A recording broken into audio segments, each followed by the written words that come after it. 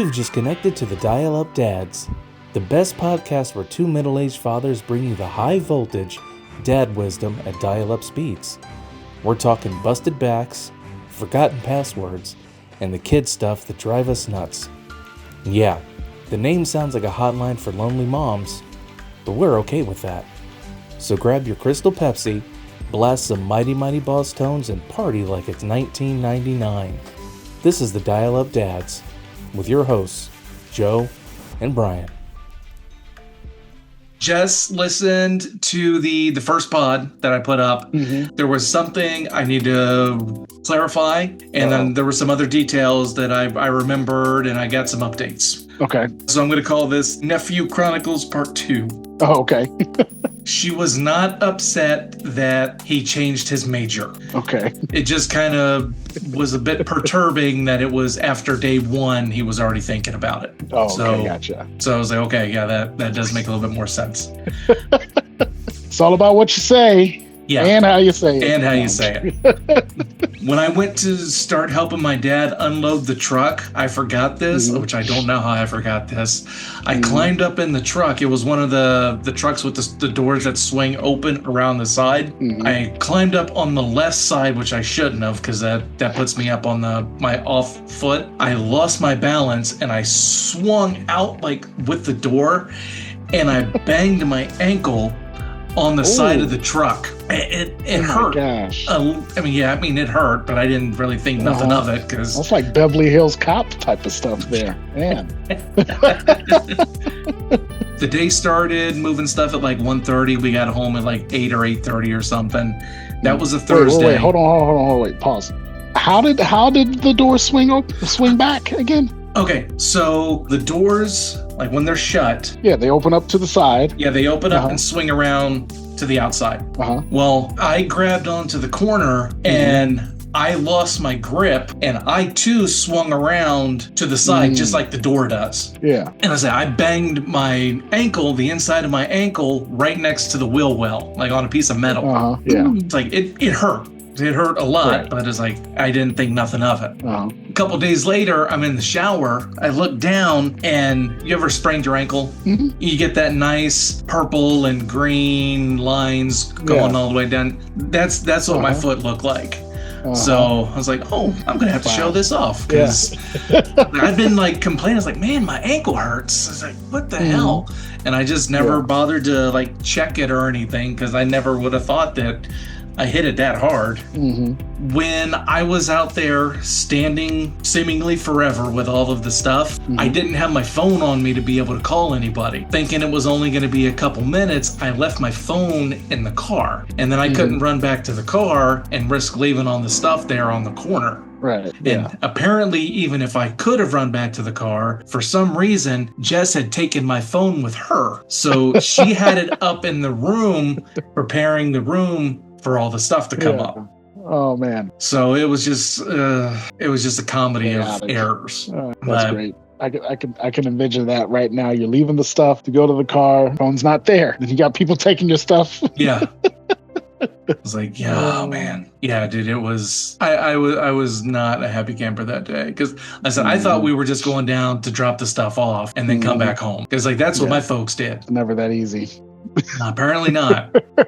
He's on the second floor. So we had to like carry it up from the garage up to the first floor, second floor. And then like we stayed there, and Jess and my niece, like they decorated like the whole room. I'm like, it was like, we gotta go. It's like this, it's their room. Right. Like they can decorate it. But no, they wanted to be nice and help out. It's like, no, I guess I'm just waiting. I'm being nice and moving this up here. That's me being nice. I'm just gonna sit in my corner. Right. I can't Irish goodbye because my wife is still up there. As we are still bringing the stuff up to his room, his roommate shows up, and we have some of his things on her bed because there's like nowhere to put anything. And like she got a little bit upset about that. So we're like, wait, we're gonna take was she already moved in? She was not yet moved in. She just showed up for the first time. time. So she just got there, and then his stuff was on her bed? Yeah. Wait a minute. Yeah. It was a co-ed? It was co-ed? Yeah. Oh. Yeah, they do that now. That's interesting. Okay. Yep. We probably would have gotten a lot of trouble if that. No, I'm joking. Oh. My dorm rooms were not co-ed, but the actual dorms were. The dorms were co-ed, but not the rooms. Like, yeah. I think that was a big no-no. Well, for us. You don't know who you're moving in with? Well, they did. They went to high school together. Oh, okay. Yeah, but still, I don't know, man. If I was the father of that daughter or that girl, I don't know if I want anybody moving. I don't care what your orientation is. Nope. Not gonna happen. Not gonna do it. That's probably why I don't have daughters, for sure. I would be crazy. I would be more stressed out than I am, that's for sure. So God bless you.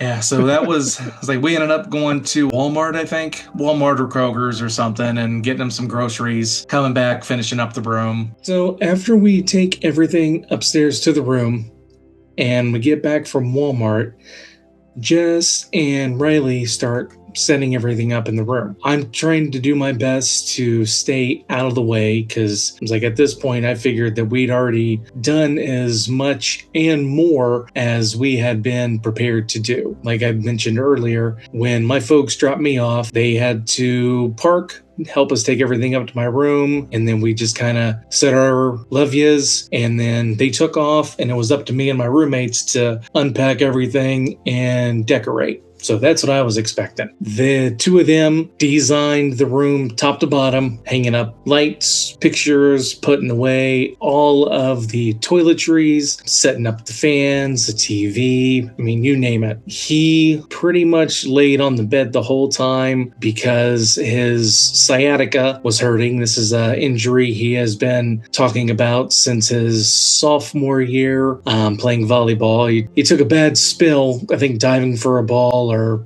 I think diving for a ball. And it's been hurting him ever since. As much as we tell him that you just need to stretch. It's like, that's your problem. It's like, you're not doing anything to fix the issue.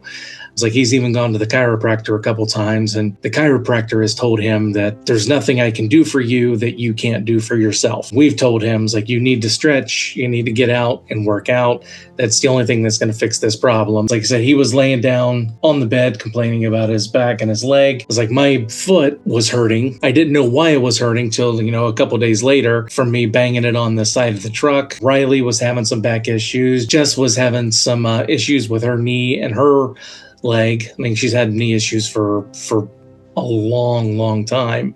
So like everybody was having their own problems. So I was a little, irritated that we were still there. Campus is only about an hour from the house. So the fact that, our day started at 1:30 and we didn't get home till after 8, that was incredibly frustrating for me.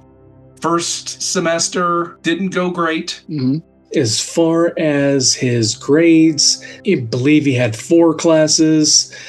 He started off with 5, if I remember right. He ended up getting rid of 1 math class because he could not understand the professor or the TA, whichever one it was. And of the 4 that he kept, he ended up failing 2 of them and getting put on academic probation, which we didn't find that out until I think the week he was about to go back to school for second semester.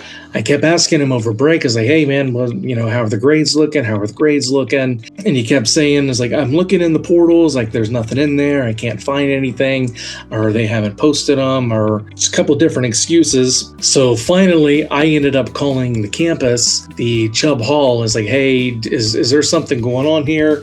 I've been asking my nephew, and he's saying it's like he can't see anything in the portal about his grades. And they said that, like, no, the grades for the first semester were put up like 3 weeks ago. He should not have any problems. And they showed me where to go on the website and exactly how to get there. And so I took that conversation and I took a screenshot of the webpage that he needed to go to and sent it to him. And like within a couple of days, he had the information. And that's when he came out and said that he'd failed 2 of the classes and that he was on probation and all the different things he was going to have to do in order to not be kicked out after this semester. Mm-hmm. Then he wanted to change the major. So that's something else I wanted to clear up. We thought that he changed his major. He actually went undecided. He just told me today that he is thinking about teaching. Okay. Which had come up a couple times in the past. And then a minor in digital marketing, I believe. But yeah, this quarter, or I keep calling them quarters, because it was quarters back when I went there. Yeah. As of right now, I think they got 5 weeks left. This semester's looking really good. Okay, good. Is it first year? Yeah. Okay, cool. Yeah, I mean, it's tough. Like, if I could do it all over again, I would hold off on going to college until I actually knew what I wanted to do. So I can understand, because I mean, once you get there, you're like, a lot of stuff is thrown at you. Like, your mind's kind of going like this and thinking about life, which I was thinking about right now. And then I understand why. I actually had a minor in religion one year that lasted for a quarter, because I was like, this is way too much work trying to do. No, I'm not doing that. But I got a couple of good books out of it. Religion in particular, or any religion in particular, no, religion, or just as a whole? Just all together. Okay. That first class I took on Middle East was crazy. It was so confusing. I don't even know how I passed that class. And I do remember not passing one class, like my junior year, like freaking out because I had missed the deadline for a project and she was not budging. Like, oh, crap. I'm going to get kicked out of college. But I ended up taking the class over in summer. But yeah, I remember freaking out about that. So yeah, college is rough, man. He's going to learn a lot. He's going to learn a lot. Yeah, it is very... But I hope he has fun. Oh, yeah, he has been. But yeah, it's way different than high school. One of the issues that he had was turning in late work, which the idea that late work is a thing is just boggles my mind. Like, when I was in school, unless you had excused absences, late work was not a thing. It was turned in on time or it was not turned in at all. You might have a occasional teacher, not in college, but in school, that, okay, you had a test, didn't do well on the test. Maybe if you redid it, you might get half credit for all the ones you initially answered wrong, and then you went back through and answered them correctly. But beyond that, I was like, if it was late, it was late. And this is something I've tried to instill in him, that like, when I tell you to do something, you do it. I'm not preparing you for school or college. I'm preparing you for the real world. Lateness is not something that is tolerated in the real world. So that makes no sense to me. So I kind of went on a tangent there, but where I was going is one of the classes that I don't know if he actually failed this class or one that he just did poorly in, was, we didn't have any due dates or anything. So there was something I thought that was done at the end of the semester that actually was due earlier in the semester. The due dates were on the syllabus. It's like, that's not a professor issue. That's a reading and comprehension issue with something that you get on day one. So no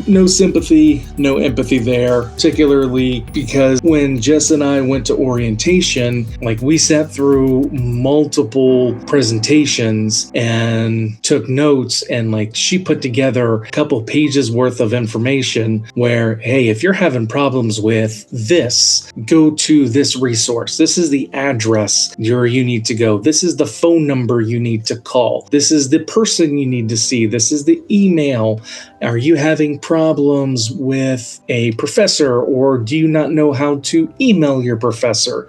Do you have any issues at all? Come see us. We are a resource for you. There's 0% reason why anybody should fail anything at this university unless you're in a coma, honestly. And even then, I'm sure that the school would grant you some kind of recompense or extensions or something. I mean, I would hope so if you're in a coma. It's just all of the things I was afraid of that was going to happen happened in this first semester. He promised us that he was not going to party. He was going to focus on his studies. But yeah, as soon as he decided that he was going him to change his major, which I think we discussed in part 1. The classes that were no longer a part of his major, he no longer paid any attention to. And to paraphrase him, I guess is the word I'm looking for, he no longer had any motivation to go to those classes. So, and then that is not something I tolerate very well. You are your own motivation. Nobody can motivate you except yourself.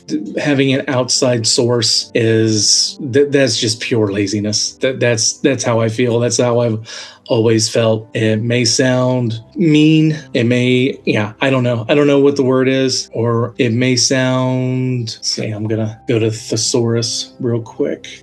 No, I don't like any of those. I guess I'm gonna stick with mean. I don't know.